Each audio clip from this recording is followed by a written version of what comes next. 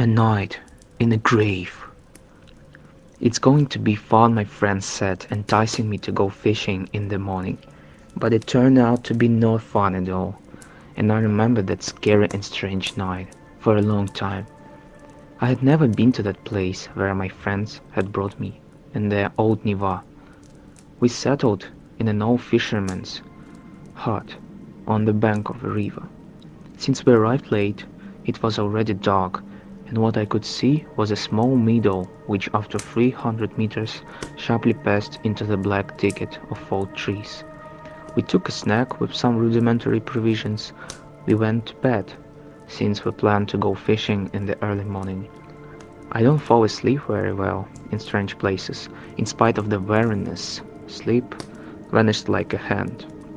I decided to go outside for a cigarette. The night was cool, and the bright stars in the blue-black sky were reflected in the river. I was mesmerized by the natural beauty of the night. I shivered. A chill crept under my thin jacket, and as I was about to enter the cabin, I heard something. What I heard, I didn't understand. A heartbreaking scream cut through the ringing silence of the night, with tears and sadness and fear in it. By inertia, my head turned in the direction of the outgoing cry. Maybe it was a heron or a bittern. But what I saw left me terribly confused. Across the meadow ran a girl in a white dress, if you could call it that. Once it had been white, and judging by the decorations, it was a wedding dress. The girl was crying but didn't stop running towards the impassable thicket. I don't know what I was thinking at that moment, but clearly my self-preservation instinct was kicking in. I didn't call my friends for help but ran as I was after the girl. She was moving away from me very quickly, and soon I lost sight of her. I found myself in a peaceful forest. Suddenly I heard twigs cracking behind me. Someone was coming toward me. When I turned around, I could not see anything, as it was very dark, but there was an unpleasant feeling that someone was watching me with their eyes.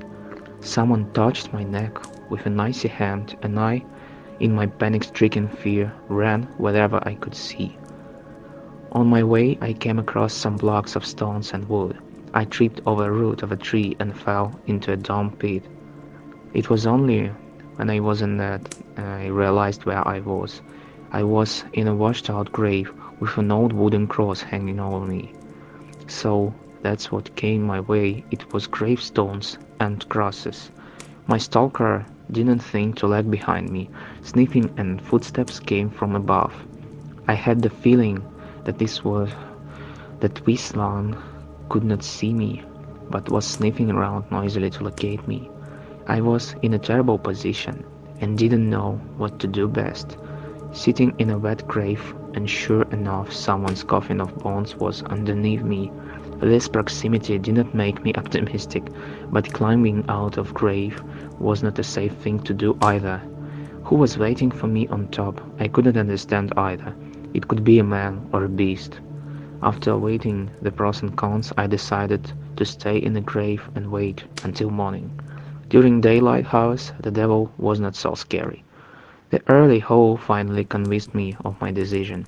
I sat there with my eyes squeezed shut and my ears covered with dirty hands until dawn. It was the longest night of my life. I was so cold that I couldn't even get a word out, so my friends had to look for me until they heard my squeak coming from the pit.